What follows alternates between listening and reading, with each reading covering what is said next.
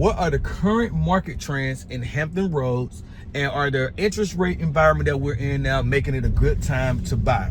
In actuality, let's talk about this from a lot of standpoints that I want to get into with you guys in this video. So let's start first with is the market trends in Hampton Roads, what is going on with it.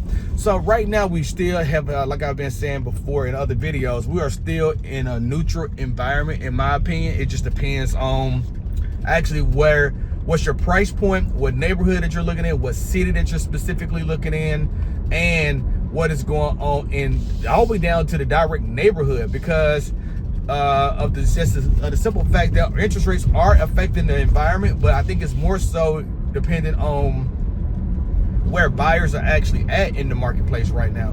See, previously, before during the pandemic, it was more so everybody was trying to buy houses due to the fact of what, the value was in the interest rate and having a low payment on the home. So, the reward was getting the home with a low payment.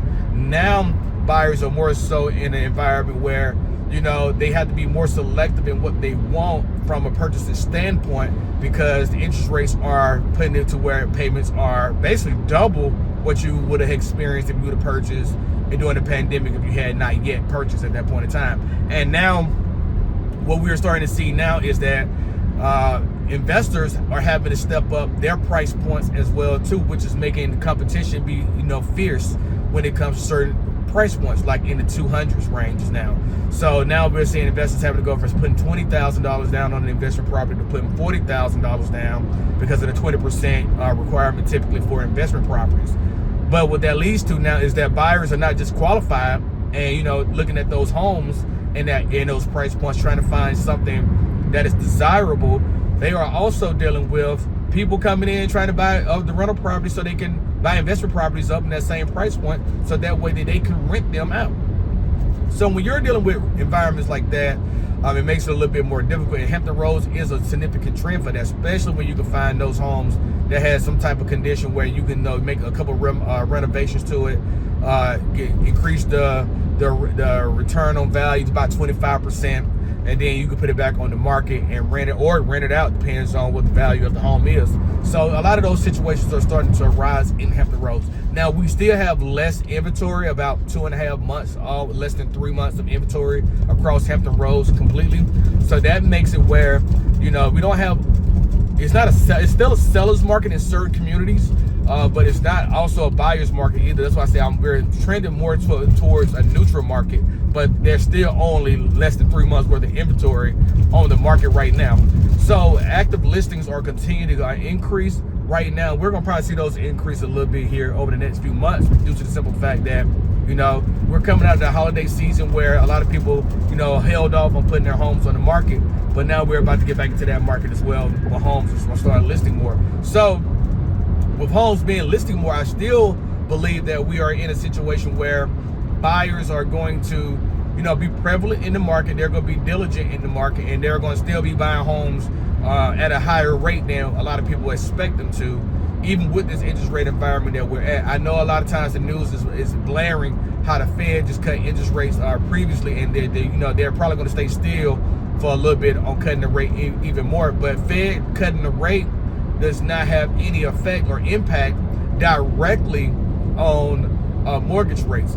So when the Fed cuts rates, you got to think about it in this sense that they're making the application of borrowing money easier. Okay, they're lessening the restrictive need on how much money you can borrow. They're making it a little bit less restricted every time they cut the rate.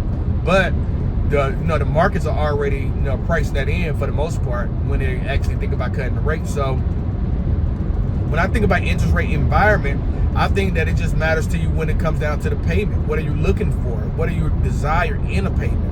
And then kind of like, figuring out, I always say, figure out what you need in a home first.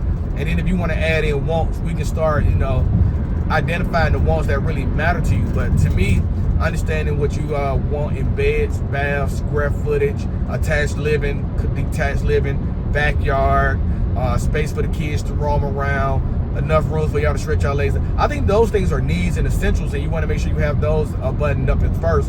And I think that should be where your payment should be driven at for the most part, because I know depends on what city you live in, depends on how much value that you're going to get back in the home. Like if you live in Suffolk and Hampton Roads, the same 470 that you may spend in Suffolk won't be the same that you'll get for 470 in Virginia Beach, especially if it's in a highly rated school zone.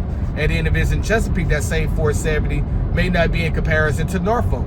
So it just depends on what part of the community that you're living in, on what you essentially can make for a purchase in a home. And I think that's going to be prevalent across the board.